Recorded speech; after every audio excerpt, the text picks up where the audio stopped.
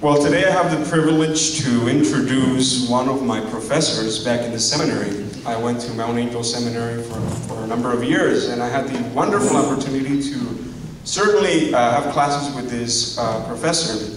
I know him as Dr. Cummings because that's how we addressed him in the seminary, Dr. Cummings, but he's also a deacon from the Diocese of Salt Lake City. And he is and was very influential in my life as a seminarian.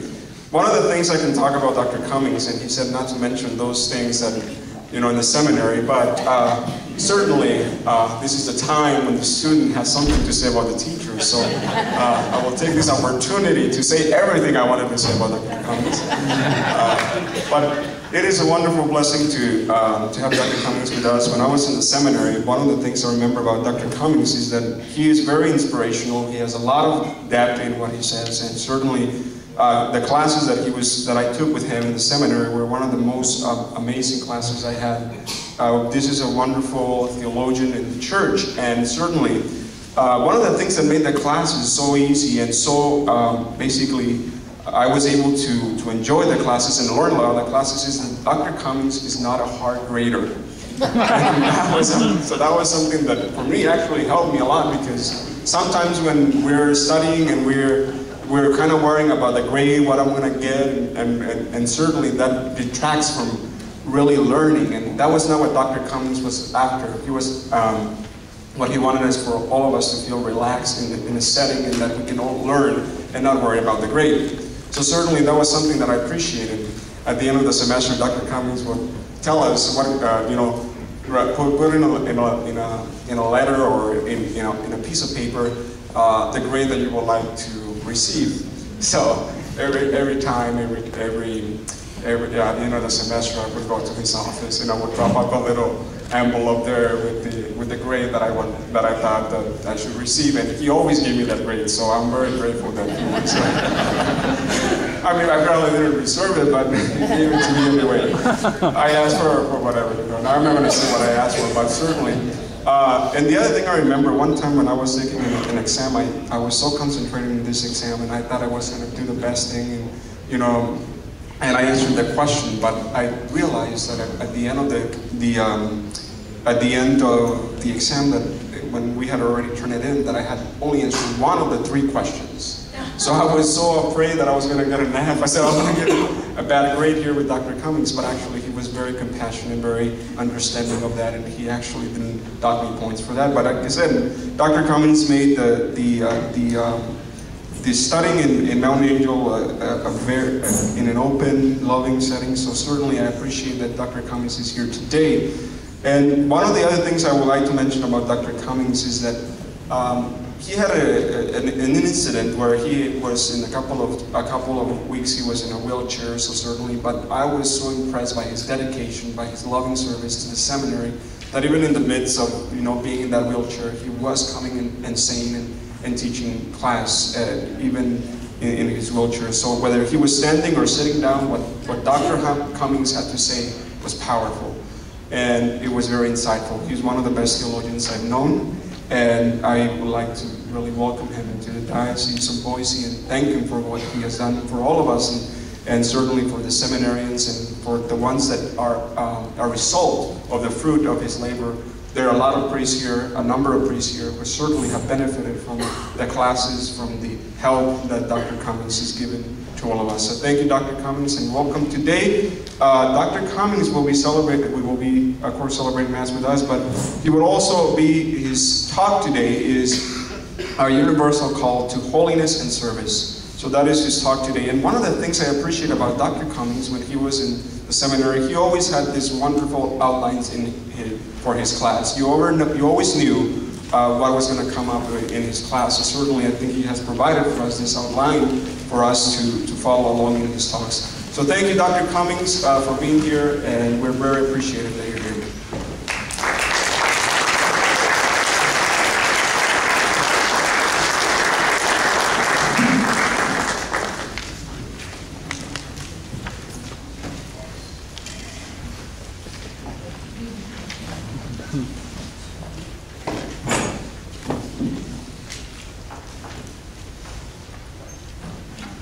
Good morning. I think he's the naughtiest seminarian I've ever had.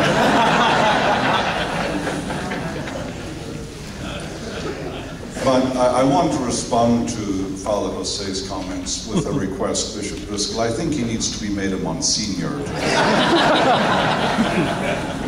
A protonotary apostolic, you know, with all the buttons and so on.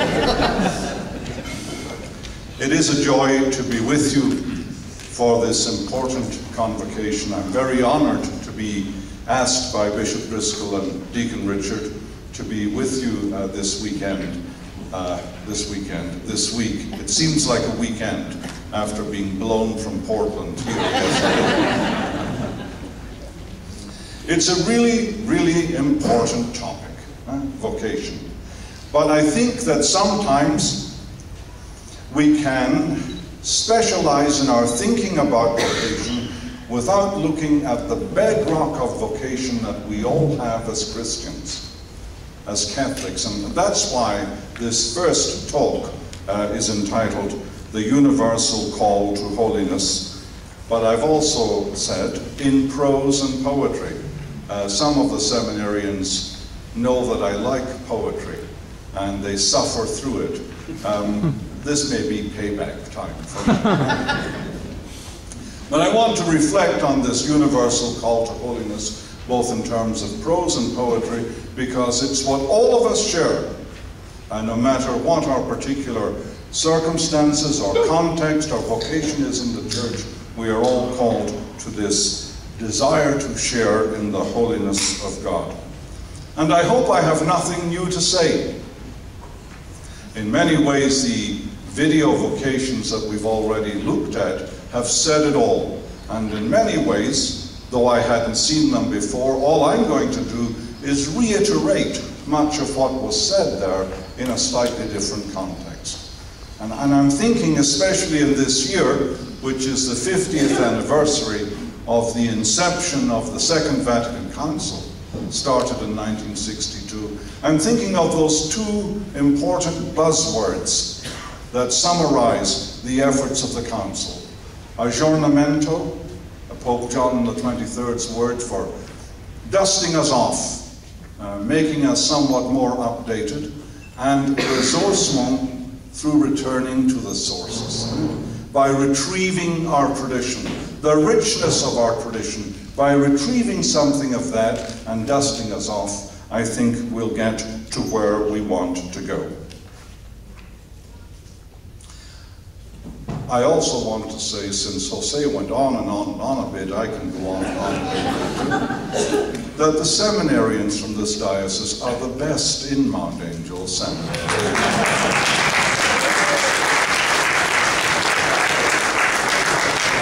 Send them all to us, Bishop Driscoll. The President Rector told me to say that. The universal call to holiness in prose and poetry. Let's begin.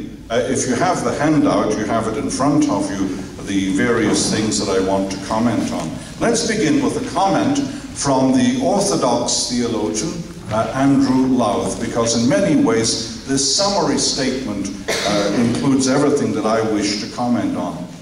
He writes there, the notion that Christian theology is to be seen as concerned with the mystery of God, the Trinitarian God who loved us in Christ and calls us to participate in the mystery which he is, suggests to me that the heart of the matter is sharing in the mystery of love which God is. That's it.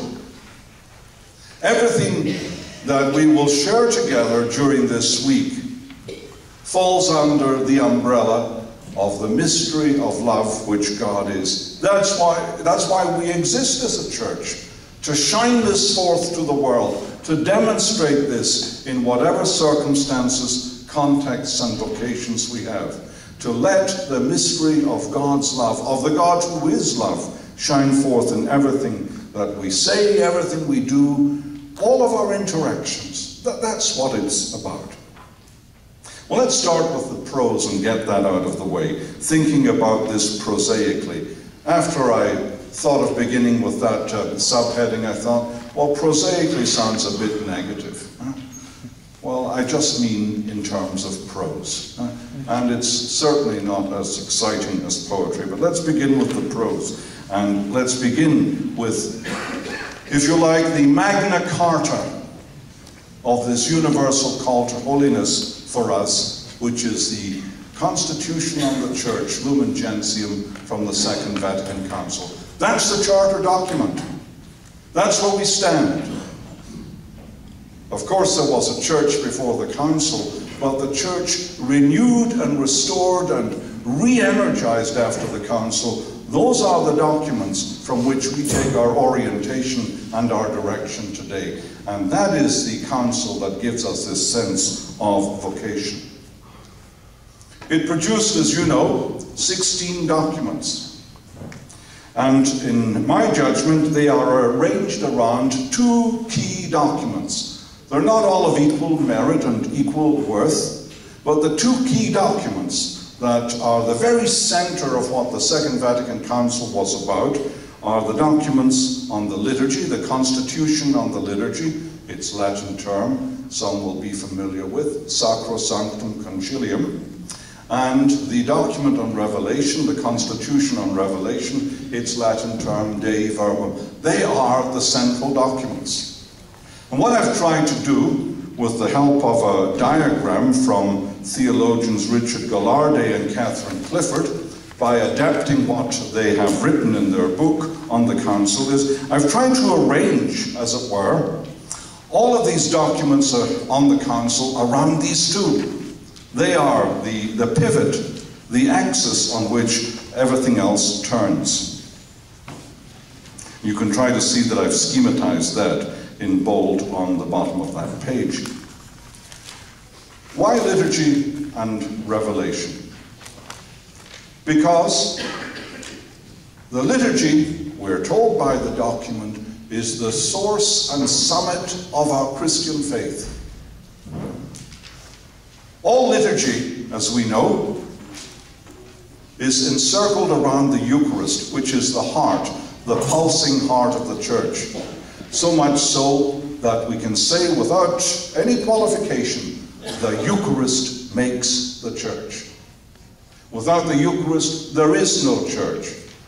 In one of Benedict XVI's earlier books, he has a footnote citing the great Henri de Lubac, a theologian whose work prepared for the Second Vatican Council, that the Eucharist makes the Church. But in fact, what Benedict actually wrote, but the English translator amended, is that the Eucharist is the Church.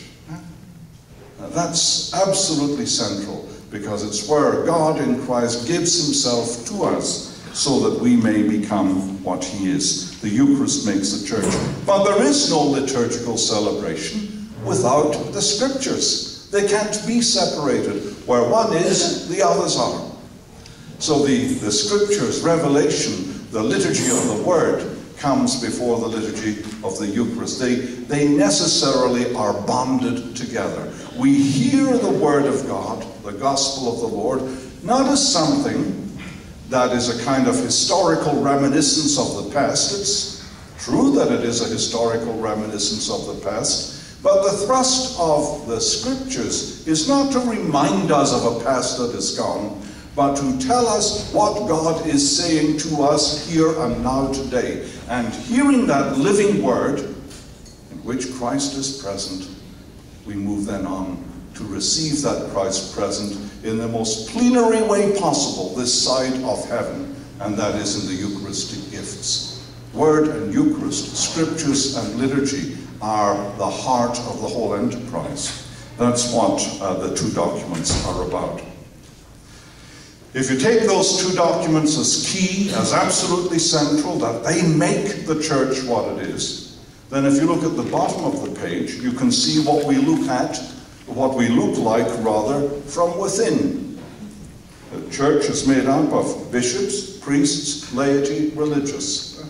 That's why we have documents on each one of these constituents in the council documents. They tell us, as it were, from within, that made by Eucharist and Word, this is how we actually function. This is how we self-structure. This is how we set ourselves up in order to do what it is we're called to do as bishops, priests, laity, and religious. So those documents fall into place. But then we also recognize that the church is not an end in itself. The church is a means to an end, if you will. Now that sounds a little mechanical, but that's really our Catholic thinking. That the church exists in order to signify, to demonstrate, to show forth the reality of God in such a compelling and persuasive way that other people will want to be associated with this God through the church. That's the raison d'etre of the church. The church exists in order to enable the kingdom to come about at the end of time. And so looking above church and above liturgy and revelation, we see the church in the modern world, this impulse to go out, to connect with the modern world. Catholicism is never about the condemnation of modernity. How could it be? Catholicism is about building bridges to the modern world. That's the first impulse of a Catholic. Even with someone with whom we find ourselves in disagreement, our first impulse is never negatively to critique that person, but to build a bridge. The church in the modern world is, if you like, the first horizon of the missionary enterprise. And then we go out to relate to the world in terms of the various religions of the world, in terms of ecumenism, in terms of Eastern churches, in terms of religious freedom. These are the ways in which the church is in mission. Cardinal Mahoney once put it, I thought, in a very pithy way when he said, it's not that the church has a mission, it's that the mission has a church. The church is about bringing into fullness, into living vital reality, the mission, which is nothing other than affirming, witnessing to, demonstrating that at the heart of everything is this God who is love, who shines forth fully in Christ.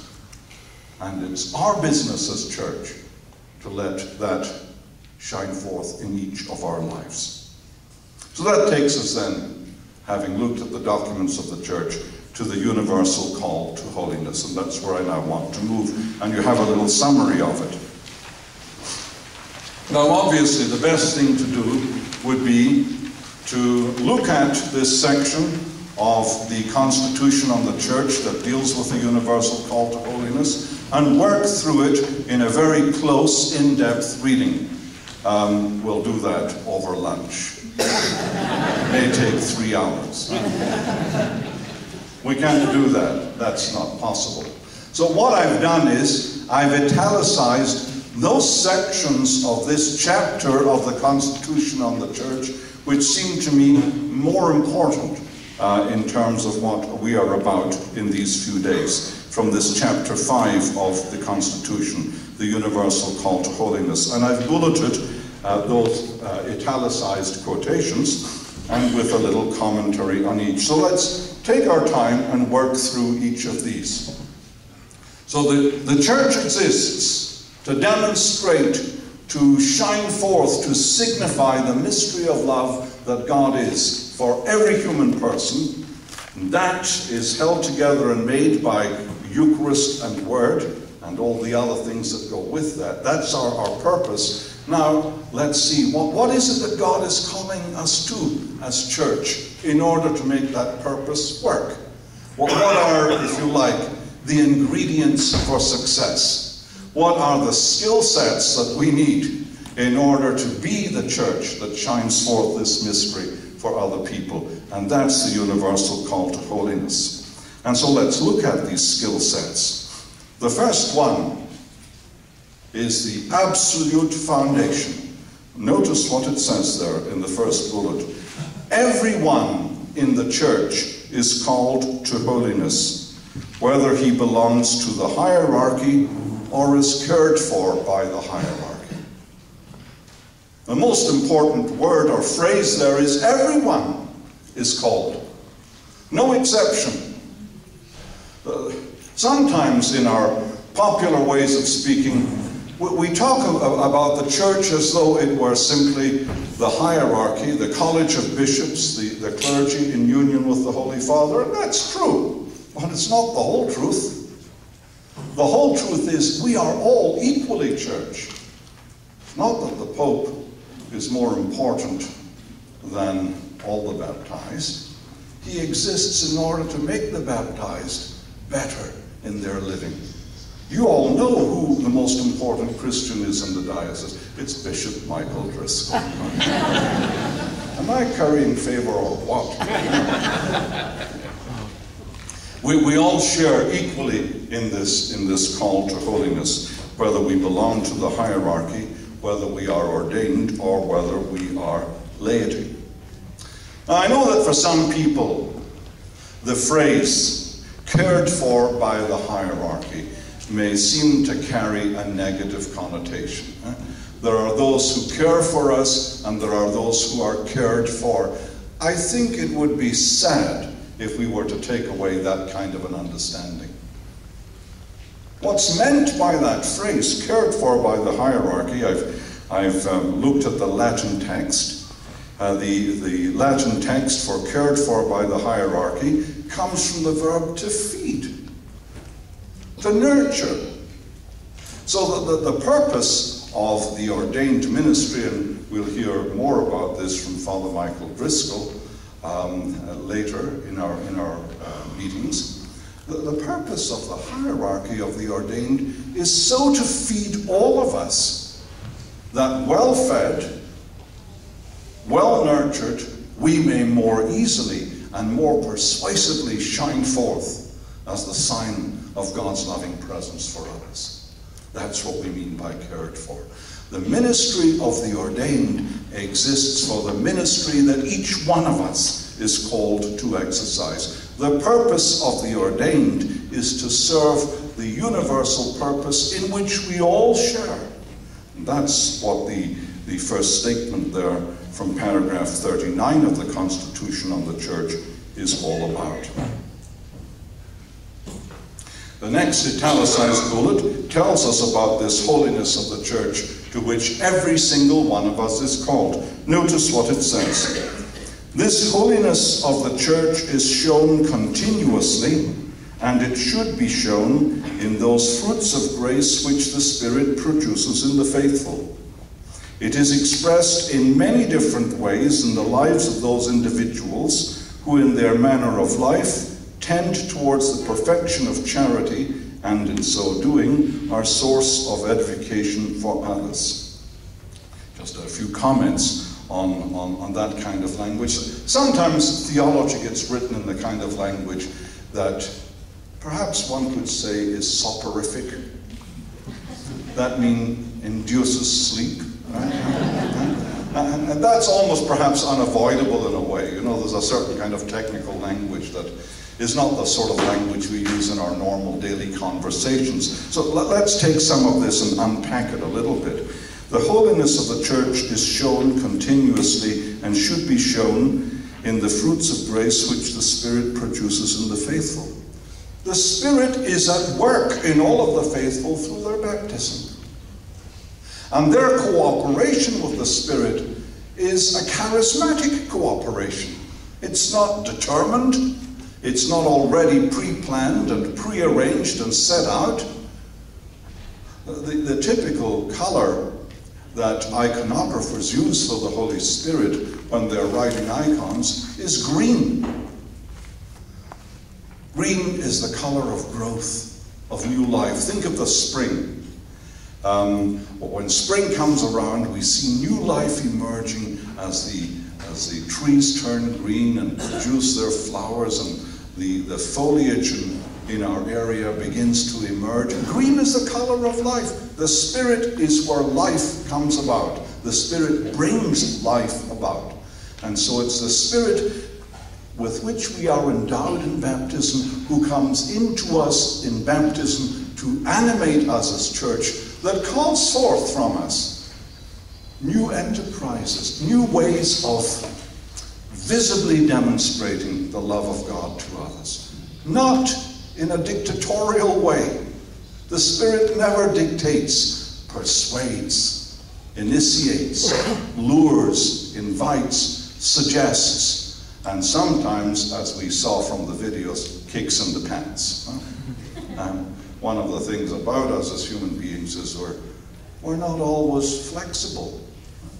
And so we need a kind of a jolt, a kick in the pants, and the Spirit does that also. But that's what's intended behind those words there. And that's holiness is what we're all called to. It's brought about by the Spirit. It's always God's initiative, and holiness and mission go together. Notice the phrase in that paragraph, in many different ways. Catholics are united, not uniform. We have different temperaments, we have different outlooks, we have different psychological makeups, we're different in gender, we're different in all kinds of various ways that you could enumerate. So the Spirit, in whatever ways I happen to be, calls forth all that I can be. It gives me the energy to grow in whatever ways I can, in whatever circumstances I find myself, to be more fully what I am. Growth is the only sign of life. The only sign of life. Recall those words of John Henry Newman, I'm not fond of the English. I'm Scottish. All my folks were Irish. The English are the old enemy. I hope I have offended someone. I'll make a perfect act. Well, there are two English people who redeemed the nation, if we can say that. One is John Henry Newman, and the other is Julian of Norwich. John Henry Newman, in his great essay on the development of doctrine, says this, in heaven it may be different, but here on earth, to live is to change, and to be perfect is to have changed often. Easy to say, hard as all got out to live with, because we don't like change. But that's what the Spirit is calling us to. What is the Spirit saying to the church? Change. Now, not obviously change for change's sake. That's ridiculous. It's not an undiscerned, an amorphous kind of change. It's change in ways that will enable the vitality of the church in Idaho to be stronger, to be more persuasive, to lure people to the love of God. That kind of change. And that's dependent on our circumstances, but we're all called to it. The next bullet, from the quoting from the Constitution, the followers of Christ called by God, not for their achievements, but in accordance with his plan and his grace, and justified in the Lord Jesus by their baptism in faith, have been truly made children of God and sharers in the divine nature, and are therefore really made holy. There are two things that strike me in that paragraph. The initiative always comes from God. Even when it looks as though I'm the one who's getting the energy to do this, or initiate that project, or do something in my parish or my community or whatever, yes, I'm doing it, but that which is the foundation of my doing it is God's first gracious initiative in creating me, in making me, endowing me with God's Spirit so that I can call forth these things in my life. The initiative is always from God. But notice also in that paragraph, again, in language that we're very accustomed to in the church, we're told that we have been in baptism truly made children of God and sharers in the divine nature. That is how we're made holy. We're so used to this language that I truly think we don't believe it. We're so used to be the language of being called children of God, body of Christ, temples of the Spirit, and sharers in the divine nature. We know this. We've been catechized in this kind of language since we were small children. But it remains up here. It's not always down here.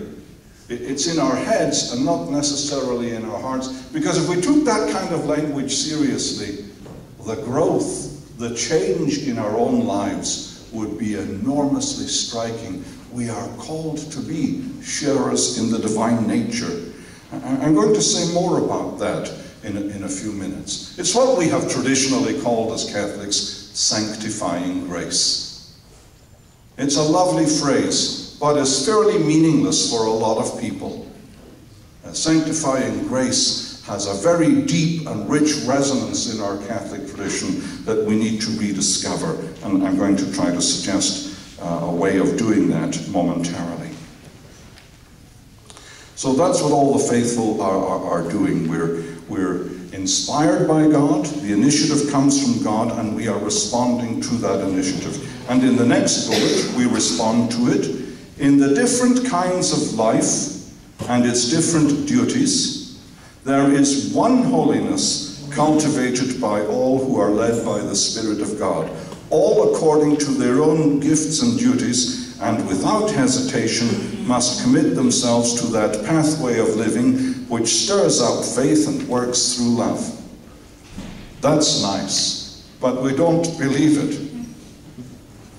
When I say we don't believe it, what I mean is, we have a tendency, I think it's in all of us, it's certainly in me. If you come from a Celtic background, you always have this sort of gloomy tendency. You can see it visibly in my face. I carry the burdens of the world on my back. Our tendency is this. We think of the hierarchy, those who are ordained, or those in consecrated life. Those are the ones who are really called to holiness. They're way up there somehow. And the rest of us on our pedestrian way are way down here. That's the opposite of what the church is teaching. The church is saying there is one holiness cultivated by all who are led by the Spirit of God. There is no superior way and no inferior way. There's only one way, initiated through baptism and cultivated by God's Spirit in the vocational and contextual circumstances in which we find ourselves. There's no greater way and there's no lesser way. There's one way, one call to holiness. And as I say, I think it's something that's difficult for us to absorb. Sometimes it's difficult for us to absorb because of our background and our upbringing and the way we've learned things before. It's difficult to absorb that every moment of my life is meant to be characterized by this one holiness. I love the passage, I've copied it for you, from the systematic theologian Janet Soskis. And she writes about this in a very compelling way. I knew Janet many decades ago. She was a kind of a stuffy, systematic theologian. That's an oxymoron. Until she had babies. Then she became unstuffed, as it were. And now in her unstuffed way, she talks about this universal call to holiness that I think is inspiring. You have the passage in front of you towards the bottom of the second page. For many people, the phrase, the spiritual life, do you see where I am?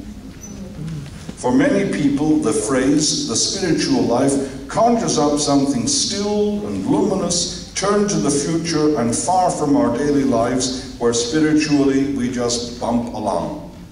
I mean, there's a lot of truth in that, you know? We think of our lives as just sort of bumping along. It's one darn thing after another.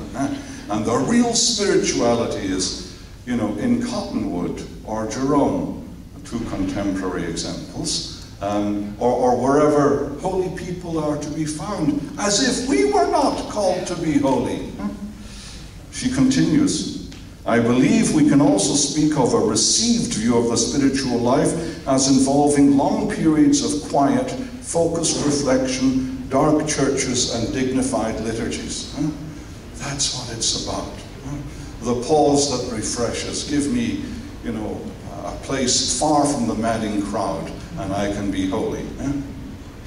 In its higher reaches, she says, it involves time spent in contemplative prayer, retreats, and sometimes the painful wrestlings with God portrayed by John Donne or George Herbert. I'm wounded, because I like those two guys, again, even though, well, Donne was English, but Herbert was Welsh. And then, she says, above all, it involves solitude and collectedness. It does not involve looking after small children. Small children, in this perspective, are sent to us to be anticipations of purgatory. That's the received view. She doesn't mention adolescence. Wait till her kids get the teenage years. And so she continues, there are many examples of theologians and poets who have praised the daily round and trivial task, but for the most part such things as attending to a squalling baby are seen as honourable duties, something you're supposed to do, consonant with God's purposes, rather than spiritually edifying in themselves. Changing a smelly diaper does not seem like a spiritual matter. But it is. Most Christian women, for instance, think that what they do around the home is worthy in God's service. They do not think, they have not been taught to think of it as spiritual. She has a little swipe at the monastics. And here monastic figures who apparently found God over the washing up or sweeping the floor will be called to mind. But these are not really to the point, since servile tasks were recommended because they left the mind free to contemplate. Here is what she's coming to. This sentence should be on our fridges.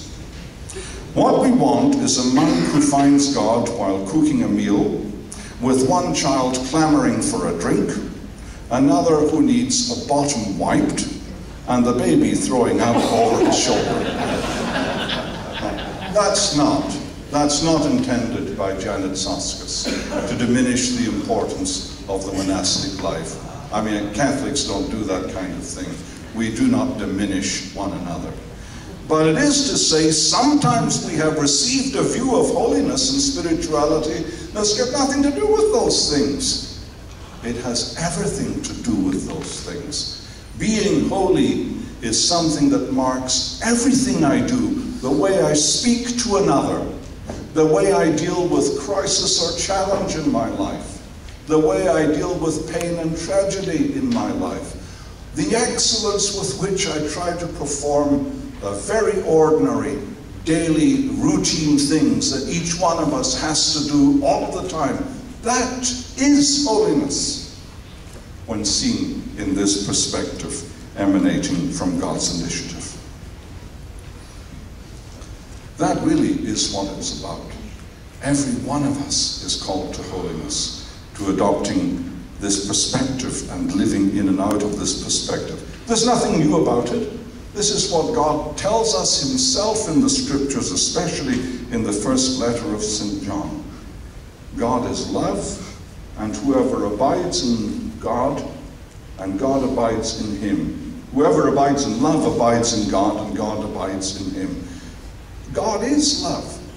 Holiness is living a life of love, initiated by God's Spirit, sustained by God's Spirit, sustained by grace, with all the excellence we can command in whatever our circumstances are.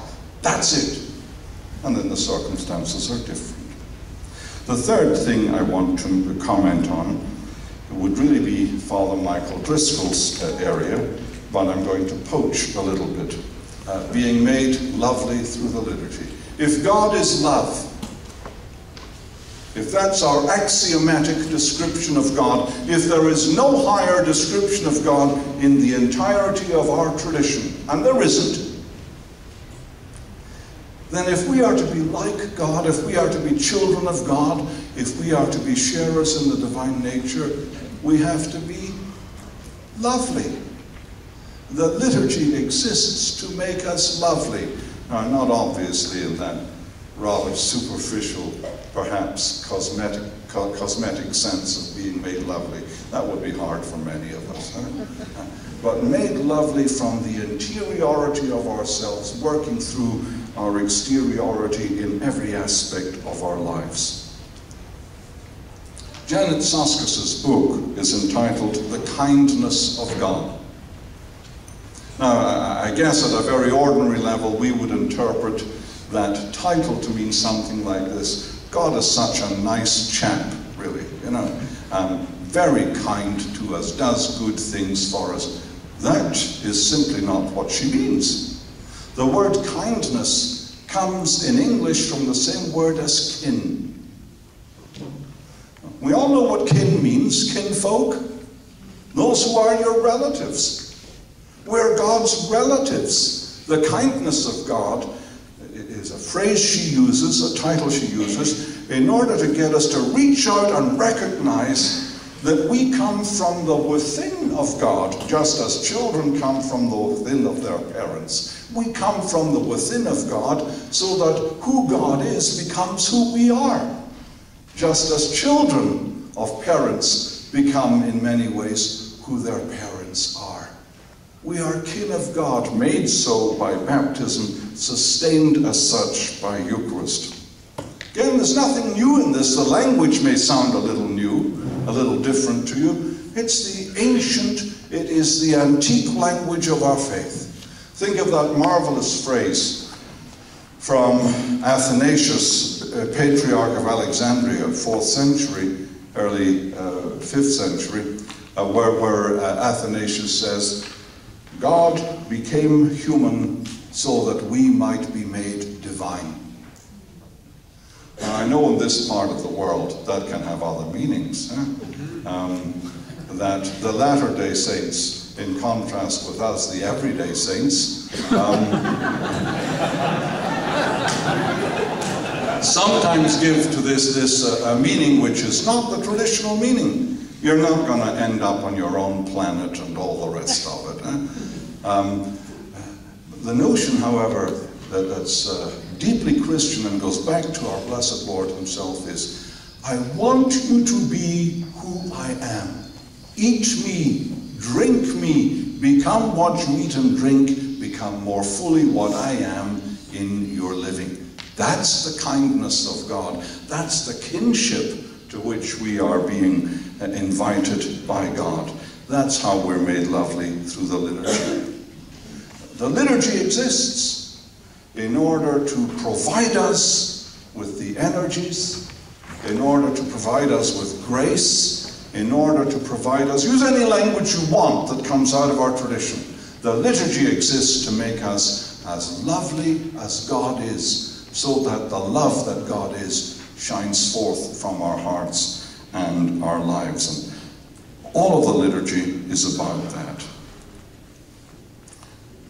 I want to move now to the poetry. And I want to use only one poem. The wonderful poem by George Herbert, Love 3. You might say, well, why Love 3? What about 2 and 1? He had a few goes at this. He had a few goes at this. Herbert lived for only 40 years, 1593 to 1633. But in my judgment, there is no finer Eucharistic mysticism, no finer mystic of the love of God than he in the English language. And when he finished this particular poem, he wrote the word finis at the end. And the word finis, of course, in Latin means the end. But he didn't mean chronologically the end, although he died some weeks later. He knew he was dying. He knew that he was coming to the finis, to the end in that sense. He meant also, and perhaps far more importantly, this is the end of all I can say. This is it. There are no more words that I can use that encapsulate the mystery of God more than this. It's the end of what I'm able to articulate in words. And it's simply magnificent. Love bade me welcome, yet my soul drew back, guilty of dust and sin. Love, of course, is God. God is inviting us into his table, into his banquet. And since God is nothing but love, we're uneasy in God's presence because we're not especially lovely. Despite our best efforts, we find ourselves rough cut. We find ourselves as works in process. There's more to be done. And in the presence of love, the soul authentically wants to slink away into a corner where you can hide. Love bade me welcome, yet my soul grew back guilty of dust and sin. Notice how he continues. But quick-eyed love, observing me grow slack from my first entrance in, drew nearer to me, sweetly questioning if I lacked anything. This God who is love is such a magnificent host. He anticipates everything. And so when God sees the soul sort of slinking back, looking for a place to hide, he says, what can I get you? What is it I can do that enables you to feel comfortable in my company? How can I, I've got some competition here. How can I help you? How can I help you recognize that you're my kin? The kindness of God. What can I do to reassure you of this? What is it that I can do for you? And the soul responds. God says, what do you lack? How can I help? And the soul responds, I guessed I answered, worthy to be here. Lord, I am not worthy. I guessed I answered, worthy to be here. The soul, we recognize that in the presence of this God, who's nothing but unconditional, unqualified love, we don't feel clean, we don't feel worthy, or not worthy to be here. And then God says in those unmistakably beautiful words, love said, you shall be he. Well, that's pretty clear. You shall be the guest worthy to be here. You are the one worthy to be here. But we're so narcissistic. We think it's all about us. And even after God's reassurance, the soul says, oh no, it couldn't be the case. Huh? I, the unkind, ungrateful? Ah, my dear, I cannot look on thee. The soul's still not convinced. I can't even look at you. I'm going to guard my eyes because my eyes can't even look at you, God says. Love took my hand and smiling did reply, who made the eyes but I? That's a magnificent image. Love took my hand. Think of experiences when people that we revere and love, who are close to us, whose names are written on our hearts, took us by the hand. Your mom, your dad, your siblings. You take your own children by the hand, perhaps. It's a gesture of connection, of kindness, of kinship, of reassurance, of being safe, of being loved. You know all of these things. Love took the soul's hand and said, you know, I made your eyes. You can look on me. I made the eyes, but the soul is still not convinced. Truth, Lord, but I have marred them. I have misshapen them. Let my shame go where it doth deserve. Where is that?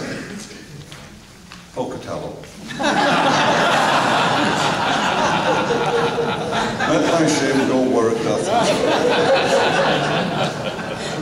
Not really, Salt Lake City. And then God continues. And know you not, says love, who bore the blame? Now the soul's getting it, the penny's dropping. Everything God has done has been to show me that he is nothing but love and to invite me into his kinship. So that God bore the blame. Jesus, as it were, bore the blame throughout his life and on the cross and resurrection. And so the soul says, oh, my dear, then I will serve. It's a banquet. The soul says to God, my dear, I will serve. No. You must sit down, says love, and taste my meat. So I did sit and eat. God offers us himself as our meat so that we may sit and eat. I'm reminded of those words of Augustine in the Confessions, where he has this experience of Christ appearing to him in the garden at Milan. And Christ is communicating to him in this experience what the meaning of Holy Communion is all about. And Christ says to Augustine, you will not receive me as food that your body eats and changes into itself. You will be changed into me. You will be changed into me. That is the climax of our being made holy and of our being sustained as holy. God gives us God's life so that we are truly his kin. We are sharers in the divine nature. That language doesn't do it. We become who God is by grace and invitation. So the universal call to holiness and service is, if you will, nothing more than recognizing that fact and living out of it in whatever our circumstances are in life. That's the universal call to holiness. It's something that we all share, being brought into being by this loving God, being sustained in being by his self-gift in Eucharist, and hoping for completion one day when the process is over. But it's not over yet. There are other presentations. So